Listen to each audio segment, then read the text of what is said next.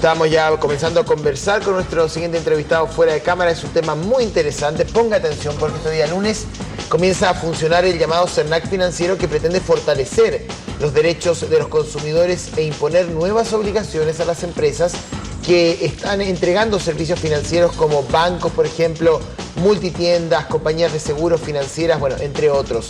Para conocer las claves, los beneficios de este nuevo organismo, de este CERNAC financiero, cómo va a modificar el mercado financiero en nuestro país, estamos junto a Iván Valdés, quien es economista de la Universidad Andrés Bello. Iván, ¿qué tal? ¿Cómo estás? Buenos días. Buenos días. Hola, ¿qué tal? Bueno, hace una evaluación, partiendo por hacer una evaluación, ¿no?, de lo que es el CERNAC financiero y cómo va a modificar el mercado financiero en Chile. Porque yo se lo decía ayer en la mañana informativa a Juan Antonio Peribonio del CERNAC, cuando uno lee las nuevas medidas y recuerda o analiza cómo eran antes el sistema, uno tiende a pensar de que hasta antes del día lunes, o sea, hasta hoy, estamos en una suerte de ley de la selva en el sistema financiero. Como que queda esa sensación de que los poderosos tenían todo el control y que uno no era un consumidor empoderado, sino que era casi que un esclavo de un crédito. Y eso va a cambiar a partir del lunes. ¿Es tan así? ¿Hemos vivido la ley de la selva en el mercado financiero en Chile? A ver, mira, decir una ley de la selva igual es un tanto fuerte. Yo te diría un poquito más conservador.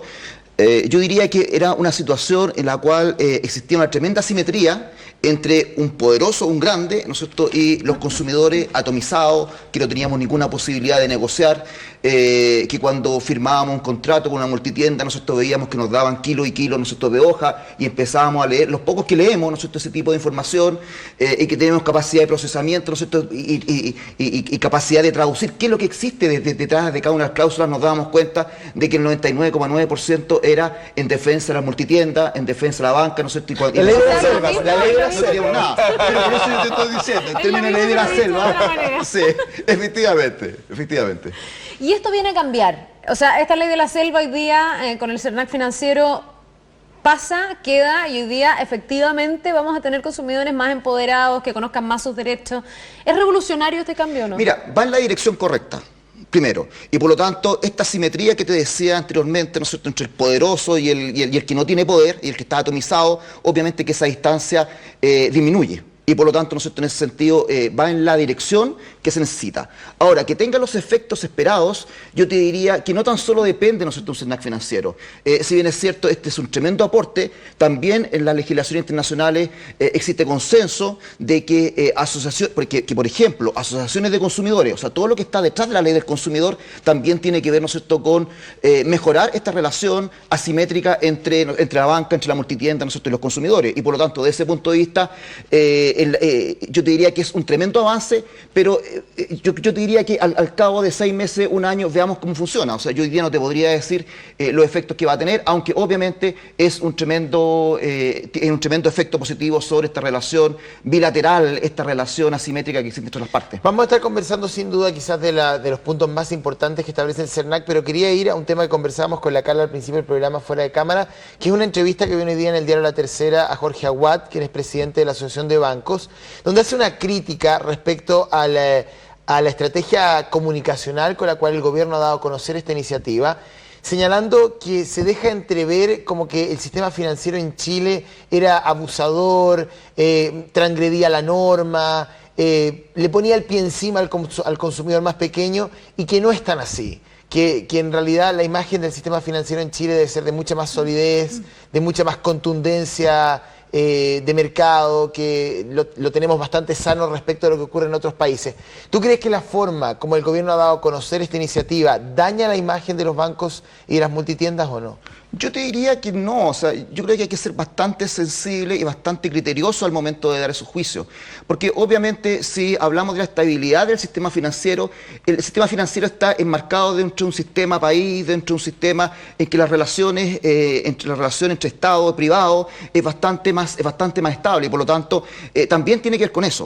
O sea, desde ese punto de vista, el sistema financiero, si bien es cierto, tiene fortaleza respecto al sistema financiero de América Latina, también tiene fallas. áreas. Por ejemplo, las tasas de rentabilidad que tiene el sistema financiero son bastante altas, aún en periodo de recesión. En periodo de recesión, las tasas de rentabilidad son bastante más altas, ¿no es cierto?, que los periodos de auge. Y por lo tanto, ¿no es cierto?, cuando uno hace esos juicios, cuando uno empieza a mirar los resultados reales de la banca, se da cuenta, ¿no es cierto?, que también hay que buscar explicaciones para explicar o para entender por qué ese tipo de situaciones pasa. En periodos de recesión, la banca sigue teniendo utilidades extranormales bastante altas y por lo tanto esa utilidad extranormales se genera a partir de la relación con los clientes. Además que yo siento que la crítica no es tanto a la solidez del sistema, porque el sistema ha dado pruebas que en el fondo es sólido, que si nos comparamos con países vecinos o incluso con lo que está pasando hoy día en Europa, estamos maravillosamente bien respecto del mundo. Pero lo que aquí se cuestiona es cuánto los bancos, y no solo los bancos, porque aquí también entran las multitiendas, que también están súper cuestionadas, sobre todo luego del caso La Polar, cuánto se abusa del cliente, cuánto el consumidor tiene como herramienta para enfrentarse a estas empresas gigantes que te cobran comisiones que uno no sabe a qué corresponden, que te anexan seguros que no te dicen y que tú los firmas sin darte cuenta, así es. que te entregan unos contratos que son ilegibles. O sea, a mí me pareció muy buena la frase que se usa en el sentido de decir, no somos todos matemáticos. Yo adscribo a eso porque no soy para nada matemática y me cuesta mucho entender los contratos que firmo. Por ahí va un poco más la mirada, yo siento que se le está dando a este CERNAC financiero, más que cuestionar la solidez del sistema, que es un sistema bastante sólido. Yo estoy de acuerdo con lo que tú dices. Se manifiesta en cosas tan simples como lo que tú mencionabas.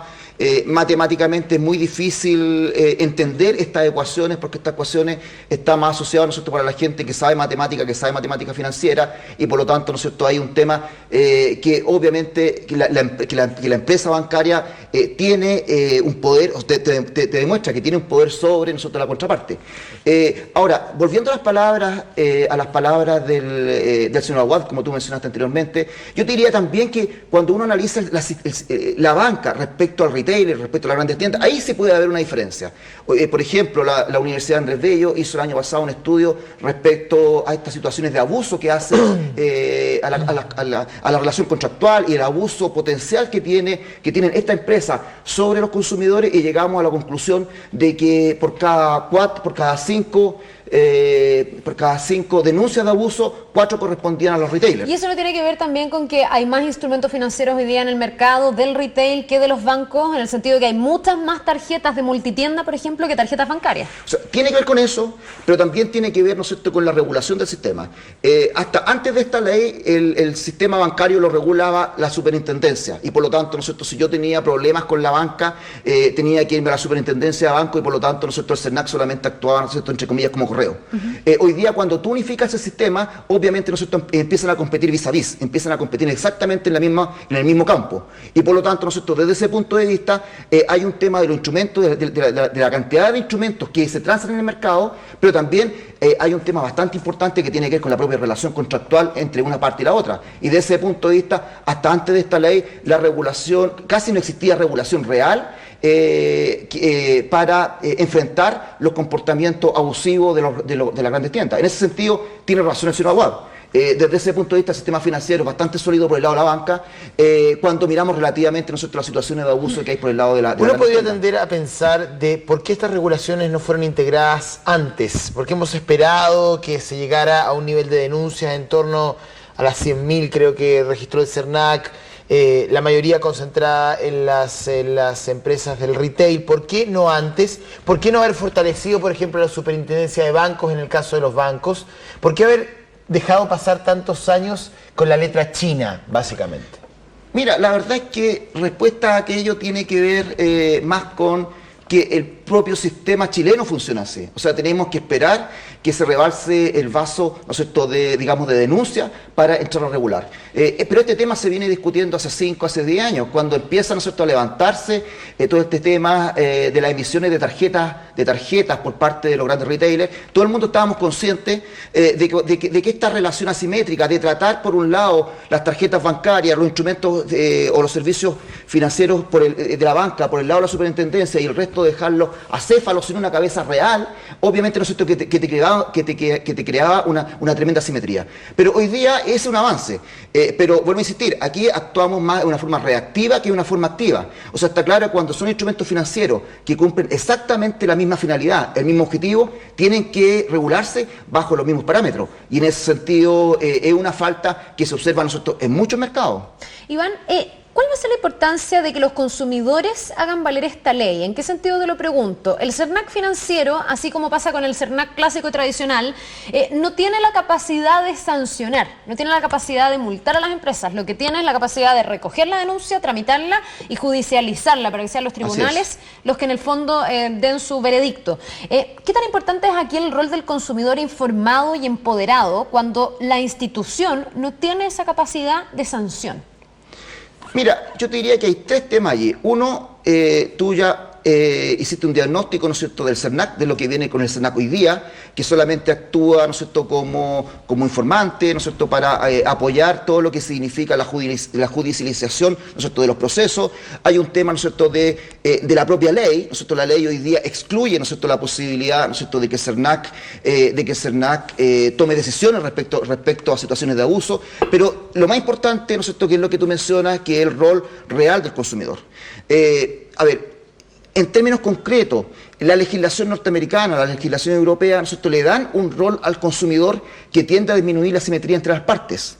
Pero también se ha demostrado que consumidores atomizados, que 8 millones de consumidores, 10 millones de consumidores, es muy difícil que enfrenten vis a vis, ¿no es cierto?, a una gran empresa que tiene los mejores abogados del sistema, ¿no es cierto?, que sabe al revés y al derecho de la ley. Entonces, desde ese punto de vista, ¿no es cierto?, no es una condición suficiente para lograr una relación simétrica. Y por lo tanto, un tema importante que queda allí tiene que ver, ¿no es cierto?, con el rol de los consumidores. En realidad, en lo que significa teóricamente, todo lo que significa la asimetría de información, se ha llegado a comprobar empíricamente que aún con consumidores extremadamente informados, no somos capaces de procesar toda la información que está.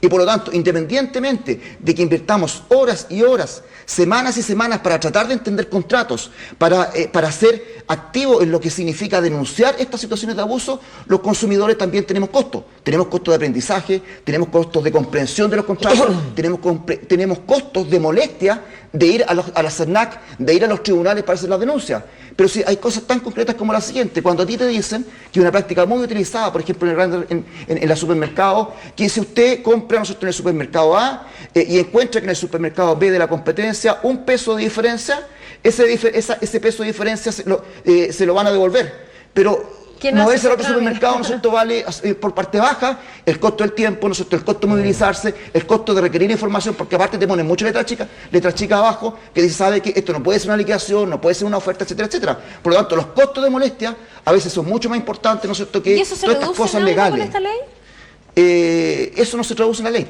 El tema de los costos de molestia tiene que ver, ¿no es cierto?, con un rol de los consumidores, tiene que ver con lo que algo te mencioné al principio, con las asociaciones de consumidores. Es mucho más efectivo desde el punto de vista de solucionar estas relaciones asimétricas, tener asociaciones de consumidores poderosas, que tengan buenos abogados, que se sepan al revés y al derecho de las leyes y que estén en el momento justo. Más que entregar poder individual. Más que entregar poder individual. Yo quería ir al tema del efecto, volviendo al tema financiero, del efecto que va a tener el CERNAC financiero en el mercado de los créditos, de los préstamos, etcétera. Por una parte, uno tendría a pensar que se podría judicializar la relación financiera, quizás se corre el riesgo de establecer vínculos jurídicos, porque es más fácil judicializarlo a través de la decisión que toma el CERNAC ante una denuncia. Y en segundo lugar,